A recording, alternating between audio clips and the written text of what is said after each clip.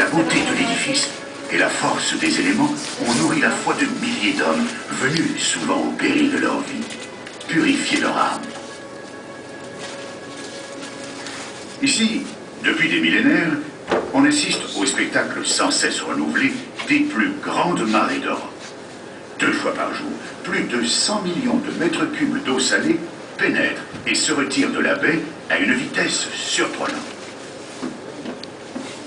À la marée montante, les 3 petits fleuves côtiers, la Cée, la Sélune et le Couesnon, sont envahis par la mer. La rencontre des eaux forme aux grandes marées une barre spectaculaire pouvant atteindre 70 cm de hauteur. C'est le Mascaret. Mais pourquoi la mer se déplace-t-elle ainsi?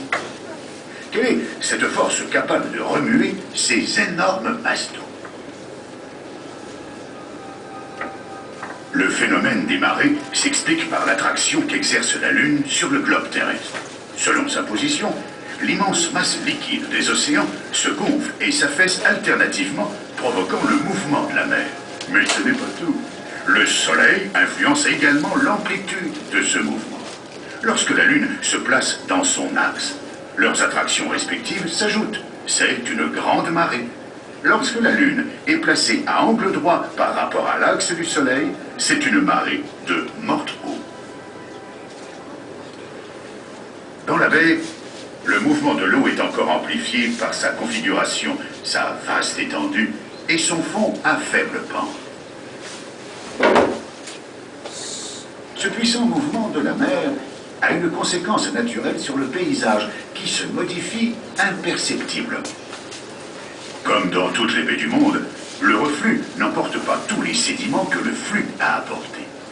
1 million de mètres cubes de sédiments s'accumulent chaque année en fond de baie et surélèvent progressivement son niveau. Regarde les canards là-bas. Tu vois un vol de canards là-bas. Les plantes adaptées aux milieux salins, telles que la spartine, l'obione ou la salicorne, profitent de cette situation. Elles se développent sur cette tangue composée de sable et de vase. Ainsi se forme petit à petit un tapis végétal, périodiquement recouvert par la mer. Voilà comment naissent les herbus. Les moutons apprécient particulièrement ce pâturage et leur présence maintient un équilibre entre les différents végétaux. Une riche avifaune trouve ici des conditions favorables pour se nourrir. Les oies bernaches et les canards sauvages arrivent par milliers au début de l'hiver.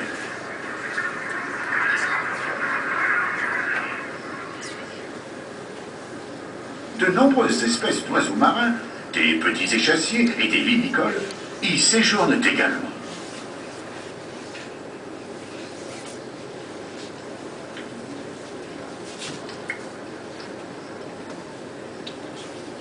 L'homme a aussi trouvé dans la baie un espace riche en ressources.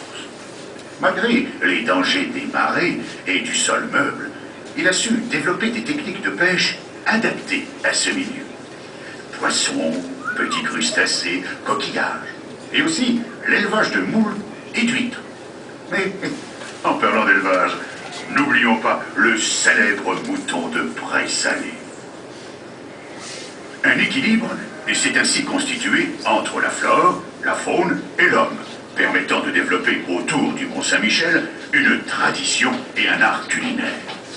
Ainsi, depuis plus de 100 ans, la mère Poulard régale les palais les plus célèbres du monde entier de sa fameuse omelette, de ses civets de homard et de son gigot d'agneau de Pré-Salé. Au fil des siècles, les hommes se sont adaptés à la vie de la baie. Mais ils ont voulu aller plus loin en exploitant l'exceptionnelle richesse des sols. Dès le 19e siècle, ils ont favorisé l'ensablement de la baie pour conquérir de nouvelles terres fertiles sur la mer, les polders. Pour cela, ils édifient une digue frontale insubmersible, détournent et canalisent les rivières afin d'étendre au maximum le domaine cultivable. En 1880, La digue-route est construite. La terre gagne ainsi sur la mer et le rivage s'approche du mont. Mais tout n'est peut-être pas perdu.